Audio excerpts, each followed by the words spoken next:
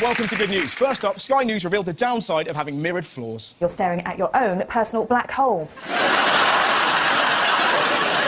it me, or are Jeremy Paxman's interviews getting too harsh? You actually are impotent. Don't you hate it when a reporter comes along just when you're trying to steal a dog? You going to vote on Thursday? I don't know yet. I have to say. Do you know what the referendum's about? No, I don't actually. Bye now. Bye now. Shit! They're on to me! Over at BBC Breakfast, Barry Norman revealed the chat-up line he used on Jordan. And just leaned across the table, took one of those formidable breasts in each hand, squeezed and said, bop, bop. He gets straight to the point. And finally, don't forget the main rule of telly, never broadcast live from a pub. It's a very different atmosphere here in this pub now than it was when we got here at 8 o'clock this morning. Now, it's a different crowd that are here now. It's with football fans, but when we got here this morning, it was full of Andy Murray fans. Now, you're probably thinking, I imagine he stops there. You'd be wrong. We made it to the final this time last year, the same Australian Open final where we were all here then and we'd all had our fingers crossed for a different outcome this time. And we told not to lose heart as also the greatest tennis players of our time, amongst them Andre Agassi, didn't win his first few shots at Grand Slam. It happened to him later in the season. The big news of the weekend was obviously the TUC marches against government cuts. Anti-cuts protests have turned to violence this evening, with anarchists targeting banks and shops in London's West End. I feel so sorry for the TUC, a peaceful march hijacked by a few dickheads. The anarchists were throwing paint at the police. Why? Do they honestly believe George Osborne will change his policies if they make a policeman look like he's been jizzed on by a smurf? Think it through! The majority of violence took place in Piccadilly. If only Sky News could explain where that was. Obviously, those of you who play Monopoly will know that Piccadilly is really one of the premier locations in London. Thanks, Sky News. Trying to use his board games to explain everything. The rioters are pushing sticks through windows. It's just like Kerplunk. So, where did the rioters strike? The luxury department store, Fortnum & Mason, was another target. It was overrun by 200 members of the campaign group UK Uncut. Fortnum & Mason. Apparently at one point they threatened to attack a bloke inside the shop. Why? They were outraged because he carried on eating a salmon sandwich. How wonderful is that? I would love to shake that bloke's hand. Get down! I'm going to kill you! In a minute, dear boy. This is simply divine. Nom, nom, nom. It wasn't just anarchists caught on camera. Some people were just out and about enjoying their Saturday night. As I've said repeatedly, it's not just full of protesters. There are many people who were just out on a normal Saturday night and got caught up in the violence here. He's like, why's my bed got wheels on it? The media obviously concentrate on the violence. I'd like to concentrate on the quality of banners. Once again, Britain, you've done yourself proud. Here are a few of my favourites. Cutting is for emo kids. Some people compared the cuts to recent tragedies. First Dobby dies, now this. Even youngsters were furious. I was told there would be biscuit! Some of the threats were incredible. Look at this. For every cut, I'm going to teabag a Tory MP. That'll be a cracking episode of Question Time.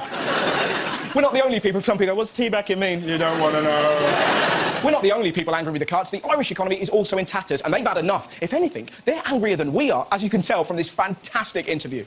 Today we're talking to a real Irishman and someone in the money business about what's going on in Ireland with the Celtic Tiger and the banks are hurting so much, the downfall. What's the story here? Do you really want to know? I'd love to know. And I'll tell you, it's like what has happened all over the Western world for the last 20 and 30 years.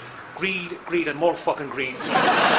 He's brilliant. Look who he blames. And of course, above all, wanking fucking bankers. Wanking bankers. You have these assholes that for the last 20, 30 years are getting these massive bonuses. Wanking fucking bankers! The best thing, he's not just angry about financial matters. You know that Michael Flatley is really from Chicago, but that's another story. Fuck off! So, what else has been going? Well, first up, there's been some cracking alien stories knocking around. Military sightings of flying saucers and an alien abduction in London feature among thousands of documents released by the Ministry of Defence. Basically, the Ministry of Defence have released all the reports from nutters who claim they've met aliens. Many of them sketch what they see. This is a drawing of a spaceship making some of Britain's crop circles. Here's a spacecraft near Woolwich. This was spotted near Liverpool. This near the M4 in South Wales. Liverpool, Woolwich and South Wales. What are the aliens typing into their sat-nav? Must be near Poundland. I love the drawings, they're great. Look at that! Looks like Mr. Blobby's cock ring. My favourite has to be the one spotted in Wales. That is the worst drawing ever. Imagine him explaining what that was, right? The ship, I suppose, looked like an egg, and above it, it was a bit like a sausage. Hang on a minute, that's not a UFO. I've drawn my breakfast. Not all of them did drawings. One bloke wrote a letter describing his terrible ordeal. Then there was a possible alien abduction from a London garden in 1998. I heard a distant roar of engines getting louder. Suddenly a huge craft appeared over the house, heading in a westerly direction at speed. In the morning, my wife and I were listening to the radio when the presenter gave a time check. Somehow, during the night, I gained a whole hour. I'm now beginning to wonder if I was abducted. And how did the Ministry of Defence reply? The MOD wrote back, pointing out that that night, the clocks had changed.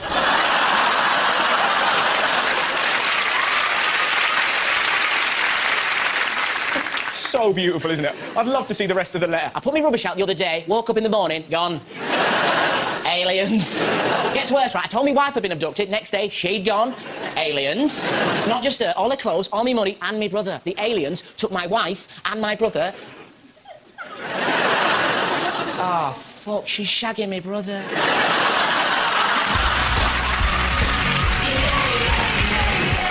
Now, have you heard about the estate agent that pissed off an entire street? A North Yorkshire estate agent who tried to sell a house by suggesting it would be suitable for someone with an interest in pond life, smells and being scruffy, has succeeded in upsetting an entire neighbourhood. He compared the people to pond life. Have a look at his excuse. When I do gardening, I'm usually wearing scruffy clothes. Some gardens have ponds, which have life in them. He's talking about gardening. When I said the place was full of pricks, I meant the rose bush. The locals were livid. Cue furious reaction from local residents. We were all gobfounded. Did you hear that? He said he was gobfounded. He's so angry, he's making up words. Next, he'll be flabbersmacked. He's probably in his house right now going, people who throw stones should look before they count their eggs. What do you think he's trying to say about the area, then? But we're scruffy and we all take drugs and stuff like that. Come on, Vicky Pollard's mum. You live in the kind of place Jeremy Kyle visits with a net. Talking of houses, here's a headline I never thought I'd see. The Hitler House. Semi in Swansea looks eerie like Nazi dictator. Apparently there's a house in Wales that looks like Hitler. Do you want to see it? There it is.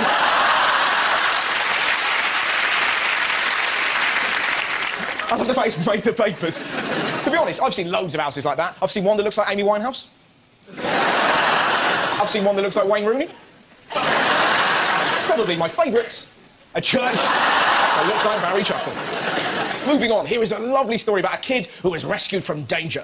Now to a drama that thankfully had a happy outcome because a 10-year-old boy has been talking about how he got stuck in quicksand on a Dorset beach. I took one step in the mud, then my shoe came off. I couldn't feel myself sinking, and then This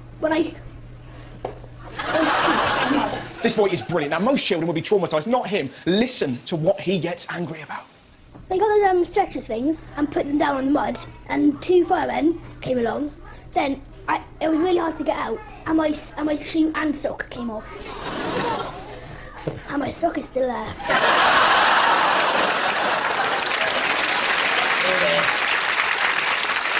Those bloody firemen should have left me there. First Dobby dies and now this. I bet his mum's like, it's all right, we'll get you a new sock. No, mother! Just cut my foot off. Poor kid. As if that isn't enough, the newsreader mocks him. You'll never see that sock again. Son of a bitch! I'm surprised he didn't hold up a muddy sock and go, because it's mine! Oh, some bizarre aviation stories this week. Have you seen what they've started doing on Russian planes? In-flight entertainment with a difference. No meals, no movies, but a live concert at 30,000 feet. Music on a plane? I'm not sure it's a good idea. Some Russians react quite strangely when they enjoy music.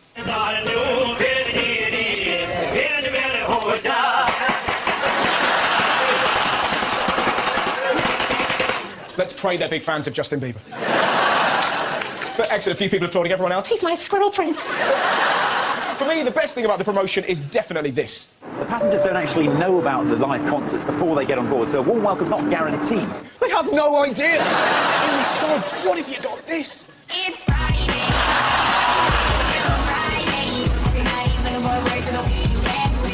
Crash the plane! I can't take it! It isn't just in-flight concerts, they've got other plans. We've regarded this as an opportunity to bring the fun back into flying. We're looking at clowns, we're looking at face painting, we're looking at jugglers. Face painting? How terrified would you be if you woke up next to your nan and she looked like this? And clowns? Clowns on a plane? Nobody wants that. They're creepy and they don't work well in a small space.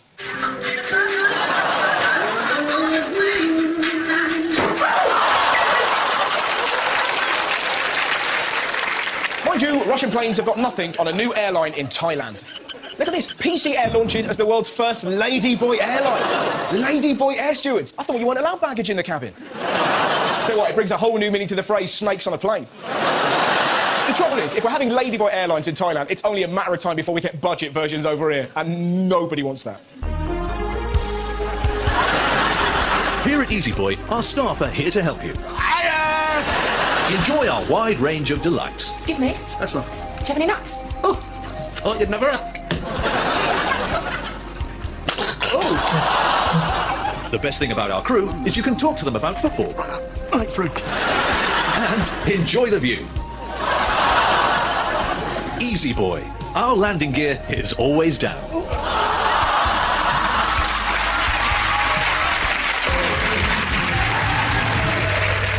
I'll tell you what, some fascinating animal stories in the news. First up, right, if there's a mouse in the house, he's probably singing love songs. This is the bizarre news that male mice woo females by singing at them. How does that work? Are they going up to lady mice and just sneaking cheese into love songs? Baby, baby, baby bells. Baby, baby, baby bells. Right? Not working? It's all right, darling, I've got others. Do you fancy some mozzarella? Ella. So, why do they sing? The love songs allow females to weigh up the most suitable father for their offspring. Christ! Imagine how much clunge this guy gets. Rasta Mouse and Scratchy and Zoo, also known as the Easy Crew. Baby's gonna be covered in my reggae sauce. So it must be terrible if you're a mouse and you can't sing. No ladies are interested, so you get a bit desperate. Just see Rasta Mouse go, "Butty boy." Did you hear about the bloke in Manchester who's got a really weird companion? Nice thing is, he doesn't bite. Yes, they make an odd couple. They met on a building site when Nutty was just a week old. Without a mum, Tony nursed him, and the pair have been inseparable since. The whole idea is trust both sides. You know, I like me trusting him, and he trusts me. Don't, it's not normal. You haven't seen what he does with the squirrel. To now where Tony goes, Nutty follows. There's always time to watch TV. They even shower together. Nutty even goes to work with Tony. And at the end of the day, a quick pint. Sometimes you think you've seen it all, and then you watch a man take a shower with a squirrel. So it's a brave bloke who takes a shower with an animal that likes to chew nuts. Mind you, their showering days may soon be over. Tony doesn't think their friendship can last. As soon as he meets a mate, then he'll be off. But that's the end of you and Nutty. Yeah, but that's life. Fuck him. I can shower without that bastard. Oh, Nutty. If he lives in the wild, I fear depression may hit him hard.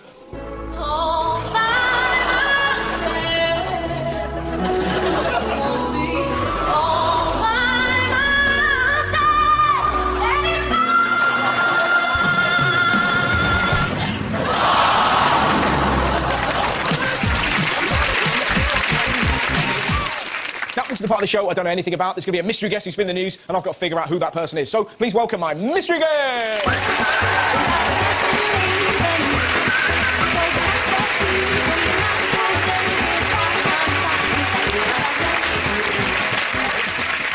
Hello, nice to meet you. What's your name? Ina Mallet. Ida. Ina. Nice Ina Mallet. Okay, Ina Mallet. Yes. Excellent. Okay. Do you want to stand there? No, you can. I'll sit here. You get comfy. I'll work around you. Yes. But don't touch that. I'm not allowed to touch that. No.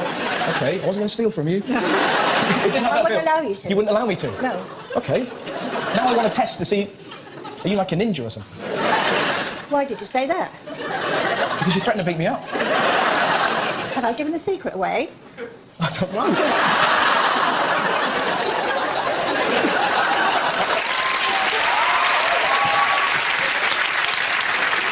I'm looking in the back. You've got some polo mints there. Is it anything to do with mints? Yes. It has to do with mints. Yes, eventually. Eventually. Have any other clues? So we had something about fighting. Have you been fighting in the news? Did you fight? Yes, I have. Sometimes. Sometimes I do. Sometimes you fight. Okay. I'm quite nervous about the next question in case I ask the wrong one and you just knock me out. I can easily do that. Okay.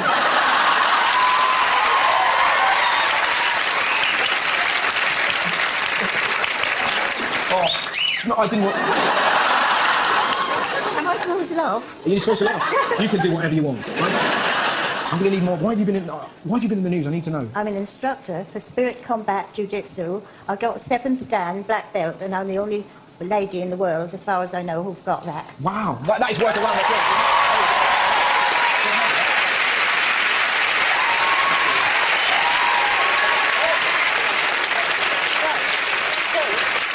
show you some of the things I teach Oh, now, I look forward to it. which is self-defence. Self-defence. Now, I won't tell you about, like jiu-jitsu, because you wouldn't know how to fall, would you? No. So... You go over here. I'm going to get beaten up. The polo mints. Yeah, how did these get it? I was in a shop, and working in a shop, and a boy was stealing these. So I'm going to play the role of So the you're thief. going to play the role of the thief, Okay. and you're going to have this in your left hand. Oh, okay.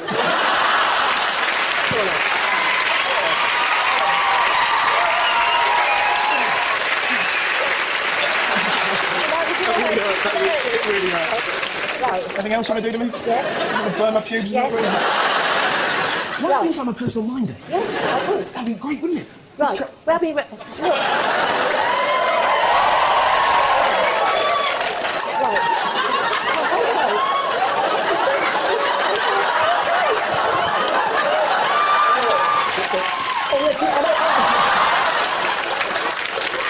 On the other moves? Yes. Let's do. Right. Right, shall I steal something else? Let's do your handbag, yeah. Yeah, steal the handbag. Okay.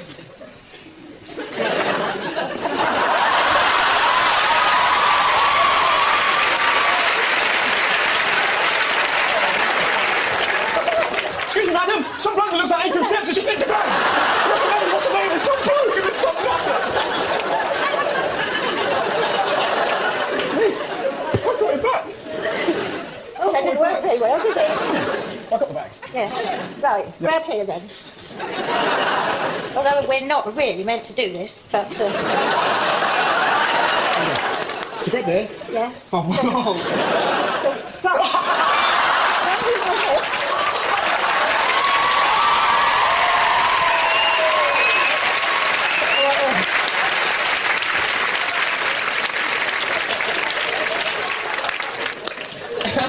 Do you know what I love about it? I love the fact you tell me what you're going to do, and yet you still do it. Strike! Well, I know what's happening. Don't take this the wrong way, but why are you dressed as a lollipop lady? Because I am a real lollipop lady in South Walsham School in Norfolk. Well, there you go. This is all the stuff that I wear at school. Is there anything else that I should know about you, Ina? Yes. What's the one I thing? do the school gardens at South Walsham. I'm an Avon lady. Why are you doing this? Why? How do you fit it all in? I don't know. I don't do any dusting. That's it. Really? What fun it's been You'll wonderful. always remember me, won't Of you? course I will, yeah. Every time I see a lollipop lady, I'll be like that. Oh, go round! Go round! She's mental! I'll always remember you. Can I do that? Of course you can go now. What's going to happen? I'm going to give you a lovely round of applause and then you can wander off. Is that right? Ladies and gentlemen, Ina, the warrior princess. Thank you so much. Nothing compares to this next story from Russia. It is unbelievable. A viral video circulating the web right now is horrifying parents and raising some serious questions about how to handle a baby. Yeah, it's kind of a mind blower. Most of the clips we're talking about on YouTube are called baby yoga or some variation of that. Now you're probably thinking, hey, how can baby yoga be shocking? Well, check out this footage. By the way, it is a real baby.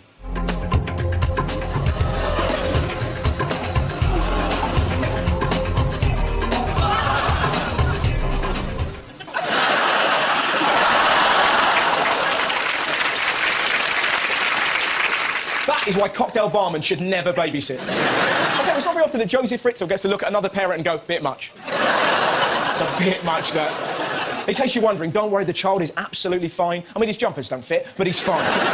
Bizarrely, yoga isn't the strangest sport they do with babies in Russia. Baby rugby. Baby boxing. Baby clay pigeon shoot.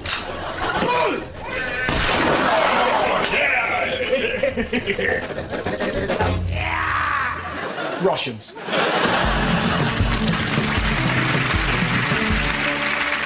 Now it's time for the good news story. Oh, this is brilliant. I'm ending the show with a report about a chef who gave up his career to feed and care for the homeless in Madurai, India. It's fantastic. Look at this.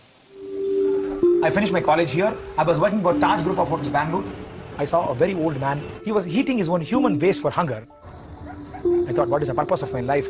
What am I going to do? In a star hotel, I feed all my guests, but where in my hometown, there are people who are living even without food. I quit my job and I started feeding all these people from 2002. I cut their hair, I give them a shave, I give them bath. For them to feel psychologically that they are also human beings, There are people to care for him. They have a hand to hold, hope to live. Food is one part, love is another part. So the food will give them physical nutrition. The love and affection which you show will give them mental nutrition. There are thousands and thousands and lakhs of people suffering. What is the ultimate purpose of life? Is to give. Start giving. See the joy of giving. What a truly awesome man. Hope you enjoyed that. Ladies and gentlemen, it's Saturday night, which of course means it's time for my stand-up guest. Now, this guy's fantastic. He's all the way from America, so please make him welcome. Please welcome to the wonderful Mr. Hari Kondabolu!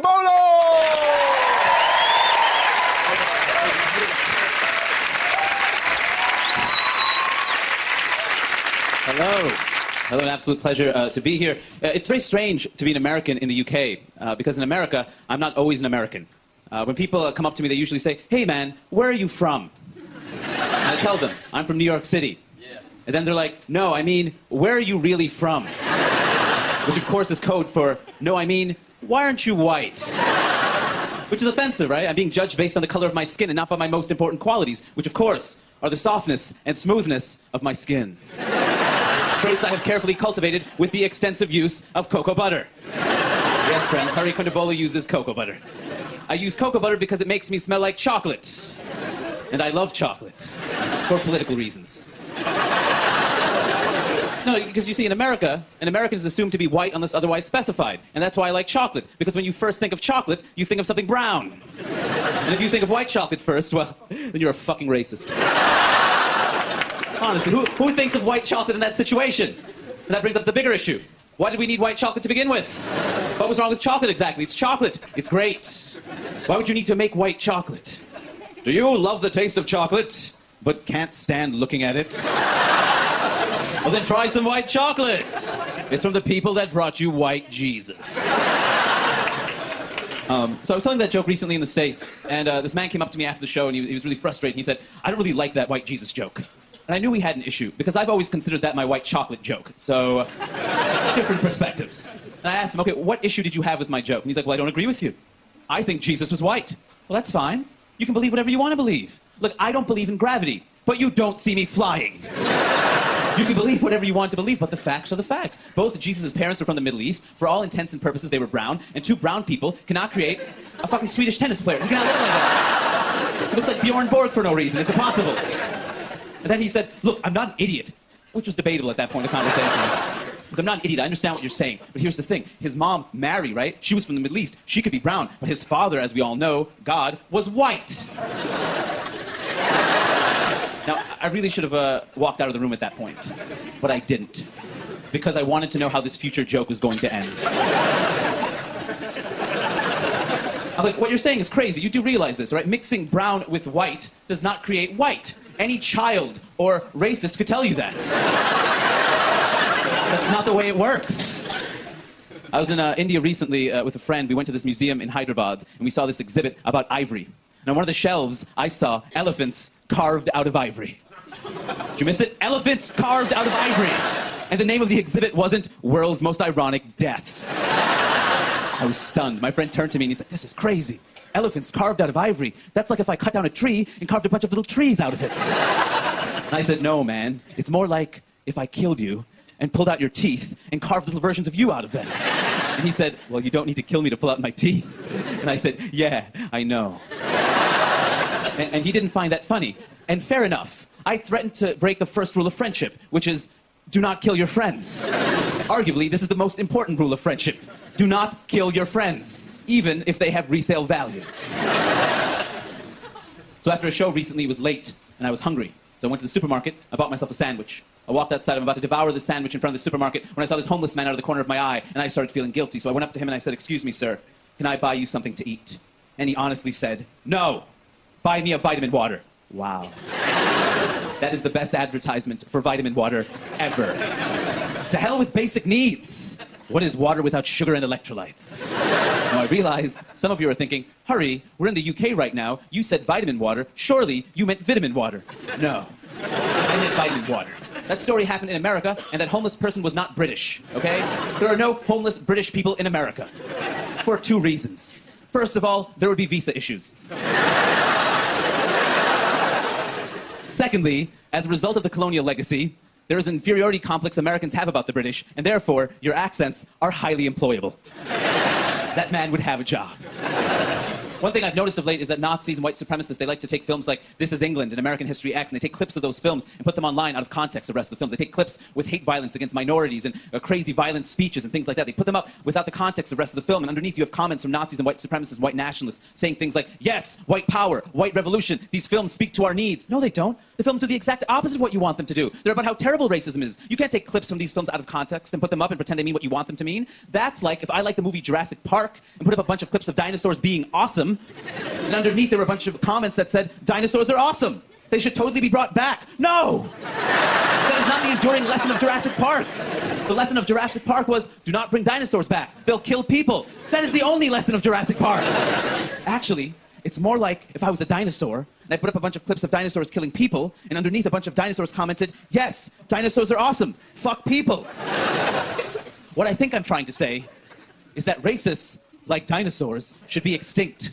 And if they're brought back, they should only be brought back once, because Jurassic Parks 2 and 3 sucked.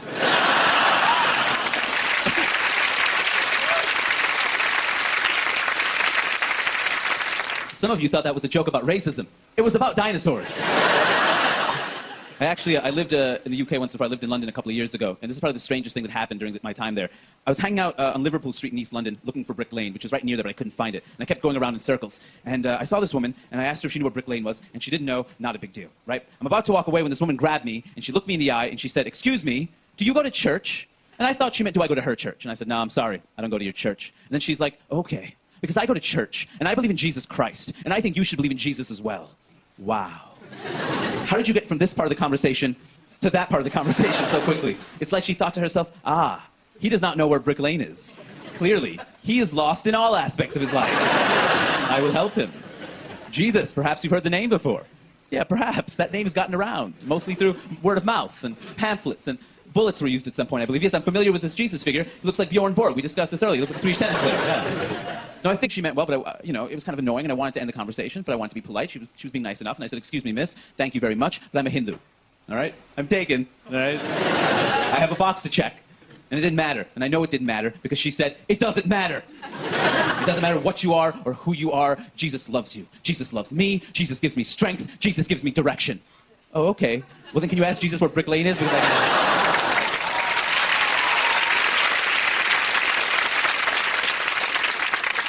and I was frustrated, and not because she was Christian, right? She has the right to her faith. That's never going to be my issue. What frustrated me was her salesmanship. Piss poor salesmanship. She had one option. Jesus? No? Well, then how about Jesus? Have you tried Christ? No, it's the same guy. Don't rebrand him. It's the same guy. Now, Hindus aren't supposed to convert people, but if we were, at least we'd have some options. At least we'd know how to sell God. Hey, man, let me ask you a question. You like elephants? Oh, you do? Like an elephant guy right here. Canadian, you like elephant guy? Oh, amazing. Get through difficult times. Oh, cool. Maybe elephants are not for you. Maybe they're scary, but you like monkeys? Like a monkey guy, right? Monkey guy right here. He can fly. He can change size. No, he can carry mountains. No, not for you. Okay, that's cool. That's cool. You like the color blue? You do like the color blue. Well, I have a special discount. 3 for 1. Vishnu, Rama, Krishna. 3 for 1. Just for you today. Okay, I'm not going to push it on you. I want you to think about this. You like warranties? You like lifetime warranties. Reincarnation. Infinite lifetimes warranty. No? Well, how about some weed? You want some weed? Weed wins again, as she always does. Before I leave tonight, I want to talk about the Islamic Community Center that's being built a few blocks from Ground Zero, or as it's being referred to in tabloids around the world, the Ground Zero Mosque. Now, the first issue is that it's not a mosque. It's actually a community center open to the general public, right? It is not a mosque. It's open to everybody. And just like any community center, it's going to have basketball courts and swimming pools and ping pong tables. So it's weird to hear people say things like, they're building a terrorist haven right next to Ground Zero. A terrorist haven? What kind of terrorists play ping pong? What are you imagining happening at this community center? Yes. Yes, Sears Tower, good idea. Yes. Yes, Empire State Building. Should have thought of that sooner, yes. Yeah, wait. One more game, yes. Yes. What do you want to play to? We'll play to sudden death, haha. I mean, what do you think? It's a community center. What do you think is happening? So I went to this party recently. People have been drinking, and you know when people get drunk, they become a bit more honest, and sometimes honesty sounds racist, sexist, homophobic, etc. And so the party's going along, and we're getting drunker, and I hear this man say, that Ground Zero monster building, and it's the terrorizing Americans. It's just awful, right? So I go up to this man, and I say, hey, man, I just want to say, it's not a mosque. It's actually an Islamic community center. And even if it was a mosque, you know what? That would be okay, too. And then he turned to me, and he said, well, you're just saying that because you're a Muslim.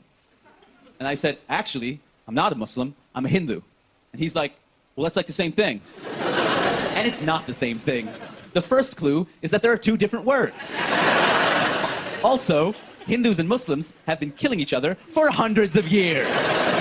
So I explained that to him, and he said, well, I'm sorry, but you have to admit, you look like a Muslim. Fair enough. I was wearing a Weezer t-shirt and Converse sneakers at the time, which all Muslims wear at all times, regardless of context. What I actually told him was, here's the thing, man. Islam is perhaps the most racially diverse religion in the world. So technically, white man, you also look like a Muslim. I thought that was really clever. He did not. Because he said, I'm a Christian idiot. And I said, yes, you are a Christian idiot.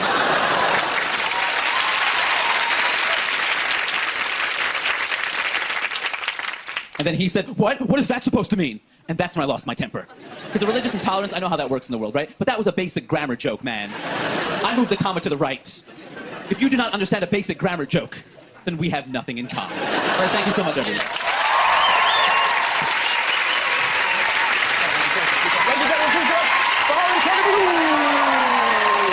There you go. Excellent. That is the end of this week's Good News. I hope you have a fantastic Saturday night. Farewell! More comedy on the way next tonight as we check in with the Griffins for a double bill of Family Guy. More animated genius courtesy of The Smiths in back-to-back American Dad from 11:30. And later, Ben Affleck stars as a martial arts superhero in action fantasy Daredevil at 12:15.